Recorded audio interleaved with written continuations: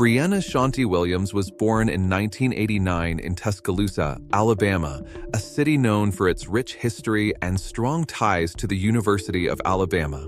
She grew up in a working-class family and was described by those close to her as intelligent, ambitious, and introverted. Brianna excelled academically, earning top grades throughout her schooling. She was particularly drawn to subjects like math and science, which eventually inspired her to pursue a career in engineering. Brianna graduated from high school with honors in 2007. Her drive to succeed led her to attend Tuskegee University, where she studied mechanical engineering. She graduated in 2011, a testament to her determination and discipline. Brianna's peers remembered her as focused and reserved, often keeping to herself but always excelling in her work. Outside her studies and work, Brianna had few known hobbies. Those who knew her described her as meticulous and serious, traits that translated well into her career. She enjoyed reading and was occasionally seen jogging or working out, maintaining a disciplined lifestyle. Brianna's personality leaned heavily toward introversion. She wasn't one to socialize often or share details about her personal life, even with close colleagues and friends. In 2012, Brianna joined the United States Navy, following a brief stint working in private engineering. She was drawn to the structured environment and the promise of career advancement. Over the years, Brianna proved to be a dedicated and capable officer. She quickly rose through the ranks and became a petty officer first class, stationed in Jacksonville, Florida. Her colleagues often spoke of her professionalism and attention to detail, though some noted that she kept her personal life strictly separate from her work. But behind a seemingly normal life, Brianna hides a criminal, cruel, and merciless mind. At some point during her early years in the Navy, Brianna met Maurice Kate, a man with whom she began a brief relationship. The specifics of their relationship remain unclear, as Brianna rarely discussed him. In March 2014, Brianna gave birth to her only child, Taylor Rose Williams. Taylor's father, Maurice, was largely absent from her life. While some reports suggest he attempted to maintain contact, their relationship was strained. Brianna took on the role of a single mother, juggling her demanding Navy career and raising Taylor Rose Williams, a bright and joyful spirit. Born on March 1st, 2014, in Jacksonville, Florida, Taylor Rose Williams was described as a bright, happy, and energetic little girl. She loved to sing, dance, and play with her toys, bringing joy to everyone around her. Taylor was known for her sweet nature and curious mind. Teachers and neighbors often remarked on her infectious smile and polite demeanor. Despite the challenges of being raised by a single mother with a demanding career, Taylor appeared to thrive in her early years. Taylor and Brianna's relationship was complex.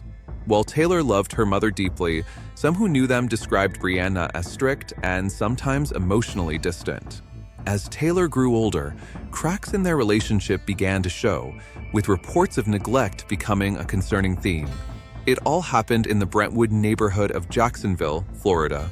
The stress of balancing her demanding Navy career and raising her daughter as a single parent seemed to be taking a toll.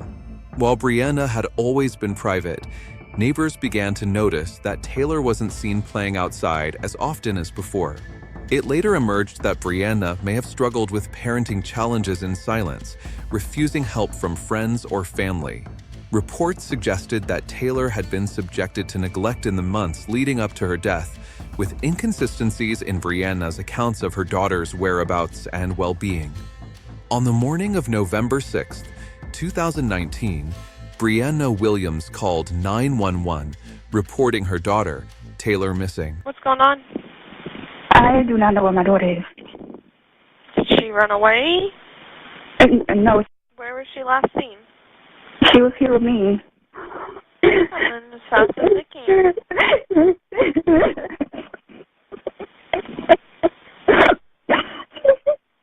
She told dispatchers that Taylor had disappeared overnight from their home in the Brentwood neighborhood of Jacksonville. Brianna claimed she had last seen Taylor the evening before, asleep in her bed. Law enforcement arrived at the scene within minutes. What was happening? I woke up this morning and started getting ready for work. Cancel that. She wasn't in the room. Okay. Have you had any problems with anybody? Okay. Anything unusual? Okay. Do you live by yourself? Just me and her. Okay. Go ahead. Yeah. Go ahead. Let me search your house. Yeah. Okay. Yeah. Well, and they said back door. I think the back thing. All right. Okay. Okay. So.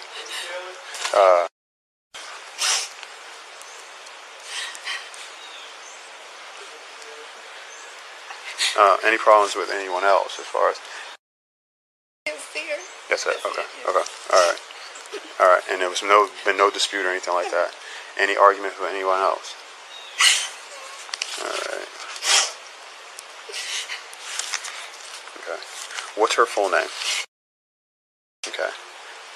Light skin, dark skin, brown skin. Okay. Let's see. Okay. Does she have any medical issues or anything like that? Officers quickly noted several irregularities. Unusual cleanliness. The home appeared unnaturally tidy, as if it had been recently and thoroughly cleaned. Sparse belongings, Taylor's room, in particular, seemed almost staged, with very few personal items or signs of a child actively living there.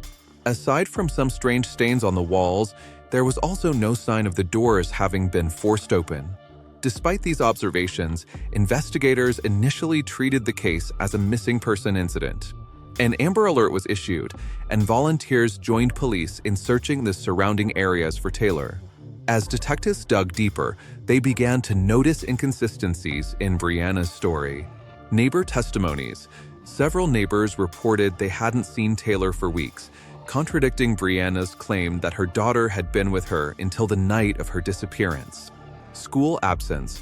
Records revealed that Taylor had been withdrawn from daycare months earlier, and there was no evidence she was enrolled in any educational programs. Surveillance footage. Video obtained from Brianna's apartment complex showed her moving heavy garbage bags to her car in late October. Detectives expanded their investigation and uncovered a series of damning pieces of evidence. Phone records. Cell phone data showed that Brianna had traveled to Demopolis, Alabama, in late October, a location nearly 300 miles from her home. Car odor. A cadaver dog alerted to the scent of human decomposition in Brianna's car, suggesting that Taylor's body had been transported. Digital footprints. Searches on Brianna's phone included disturbing terms related to child injuries and disposal methods. Brianna's apartment is a disturbing crime scene.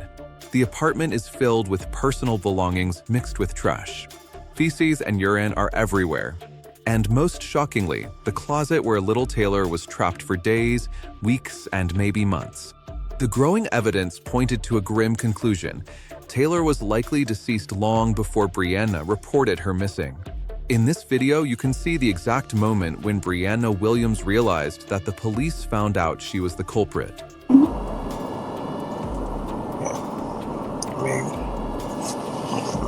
Why would it? Open the door. During police interrogation, Brianna did not seem to be worried about her daughter's disappearance, but rather worried about herself. A heartbreaking discovery. Following the clues from Brianna's phone records, investigators focused their search on a remote area near Demopolis, Alabama. On November 12th, search teams located a shallow grave in the woods. Inside, they discovered skeletal remains consistent with those of a small child. Due to the advanced state of decomposition of Taylor's body, it was not possible to identify the cause of death. However, DNA tests confirmed that the body was that of the little girl. Near the remains, police found items linked to Taylor, including a pink backpack and clothing. Forensic testing later confirmed the remains were Taylor's. The condition of the remains suggested they had been there for weeks, further corroborating the timeline investigators had constructed. Hours after the discovery, police arrested Brianna Williams. She was initially charged with child neglect, lying to law enforcement, tampering with evidence, Brianna was found unconscious in her home on the day of her arrest, having attempted suicide by overdose. She survived and was taken into custody after receiving medical treatment. While Brianna never explicitly confessed to the details of her crime, prosecutors argued that she killed Taylor out of frustration and neglect. Some suggested that Taylor may have died accidentally, but Brianna's subsequent actions, disposing of her body and fabricating the story of her disappearance, pointed to a deliberate attempt to cover up her role. Brianna's trial began in early 2023, with prosecutors presenting a compelling case based on the mountain of evidence. Faced with overwhelming proof, Brianna ultimately pleaded guilty to second-degree murder in March 2023. During the sentencing hearing, family members and community advocates spoke about Taylor's bright spirit and the devastating impact of her loss. Brianna, though visibly emotional, offered only a brief apology, saying she regretted her actions but providing no further insight into her motives. In March 2023, Brianna Williams pleaded guilty to second-degree murder. She was sentenced to 25 years in prison, the maximum penalty under her plea agreement. During sentencing, the judge acknowledged the gravity of the crime, noting the pain it caused Taylor's loved ones and the community. Brianna showed little emotion, offering only a brief statement of remorse. Key dates in the case: October 2019, Taylor was last seen alive. November 6, 2019, Brianna reported Taylor missing to police. November 12, 2019, Taylor's remains were found in Alabama. March 2023, Brianna was sentenced to 25 years in prison. The death of Taylor Rose Williams left the Jacksonville community in mourning. Vigils were held to honor her memory, and her case became a rallying cry for greater awareness of child neglect and abuse. For investigators, Taylor's case remains a stark reminder of the importance of vigilance in identifying and addressing signs of child endangerment before it's too late. May little Taylor rest in peace. If you liked this video, subscribe to the channel, thumbs up and comment on what you thought of this story.